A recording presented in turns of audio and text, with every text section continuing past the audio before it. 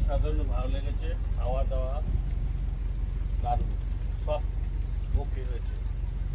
আপনাদের রান্না, আপনাদের যে পরিবেশনা অসাধারণ।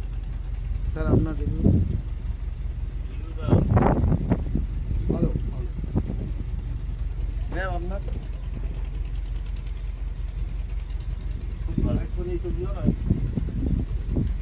অসাধারণ, সঙ্গে আলুর দম এবং এই মিষ্টি, খুব ফাইন খাওয়া দাওয়া।